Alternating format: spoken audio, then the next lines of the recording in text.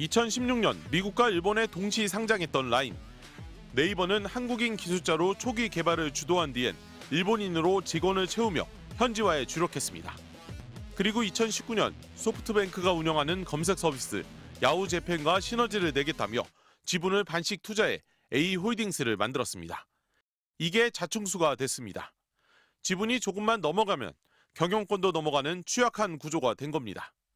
지난 2021년 페이스북 이용자 42만 명의 개인 정보가 유출됐을 때 메타의 지배구조를 문제 삼지 않았던 일본이 이 틈을 파고들었습니다. 유독 한국계 기업에만 엄격하다면 이는 적대 국가도 아닌 우방인 한국에 대한 중대한 차별 행위일 것이다. 정부는 계속 네이버의 의사를 존중하겠다는 입장입니다.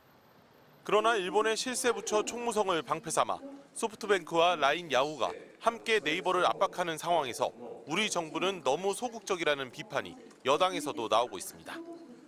네이버의 입장과 판단을 기다릴 것이 아니라 우리 정부가 해외 진출한 우리 기업을 보호하고 한일 관계에 미칠 파장을 조기에 차단하기 위해서라도 적극적으로 나서야 합니다. 일본 측의 공세 속에 네이버는 장고에 들어갔습니다. 좀 자본주의 사회에선 좀 맞지 않는 상황이긴 하죠. 그래서 네이버 입장에서는 좀 억울한 부분들도 있고 어차피 라인을 키워온 게 네이버이기 때문에 미국 정부가 틱톡을 제재하듯 라인을 흔드는 일본. 이번에 단호하게 대응하지 않으면 제2, 제3의 라인 사태가 반복될 수 있다는 지적도 나옵니다. MBC 뉴스 정동욱입니다.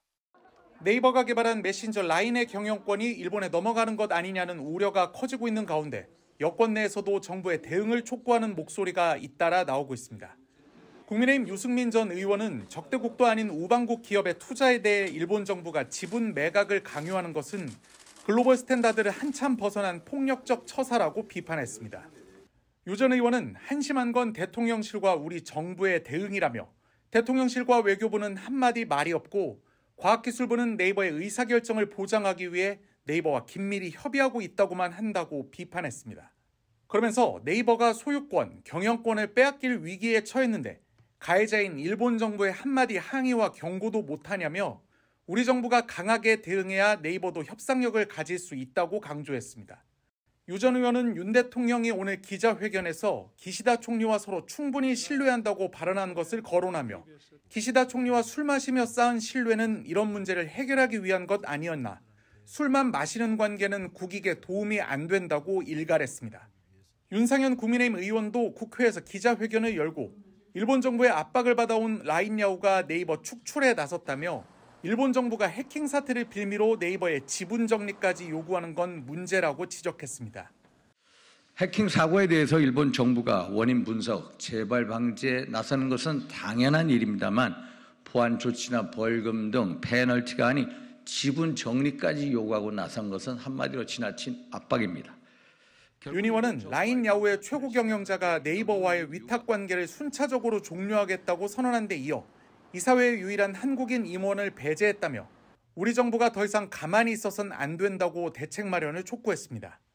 윤 의원은 구체적으로 정부가 일본 정부, 네이버와 함께 진상을 파악하기 위한 공동조사에 나서야 하고 우리도 정부와 민간, 국회가 참여하는 범정부 TF를 꾸려야 한다고 주장했습니다. 실적 발표에 나선 라인 야후 대표가 모기업 네이버의 지분 매각에 대해 분명한 입장을 내놨습니다. 親会社における資本移動に関しては当社からの要請を強く続けております。ソフトバンクとネバーの間で交渉は行われておりますが本日時点で決定した事項はございません。 일본 총무성이 지난 3월 라인 야후가 네이버에 지나치게 의존하고 있다며 자본관계를 재검토하라는 강력한 행정지도에 나섰기 때문입니다. 라인 야후는 또 네이버 출신으로 라인 앱 개발을 주도하고 사업을 성공시킨 신중호 이사를 이사회에서 빼기로 했습니다. 이에 따라 라인 야후 이사진 7명은 모두 일본인으로 구성될 예정입니다. 이와 함께 모든 사업 영역에서 네이버에 위탁했던 사업을 종료하기로 했는데 이는 라인 야후가 기술 측면과 경영 측면 모두 네이버로부터 완전히 독립한다는 의미입니다.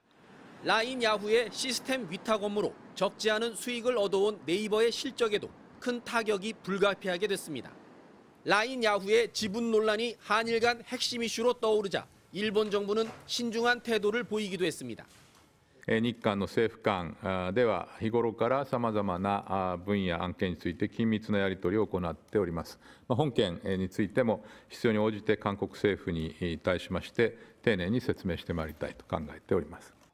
일본 정부가 민간 기업인 네이버의 지분 매각을 강요할 법적인 근거는 없는 것으로 알려졌지만 다양한 행정 수단을 활용해 압력을 행사할 수는 있습니다. 강제동원 배상 판결 당시 일본 정부는 미쓰비시 등 일본 기업의 재산권을 지키기 위해 한국 정부를 강하게 압박했고 결국 지켜냈습니다.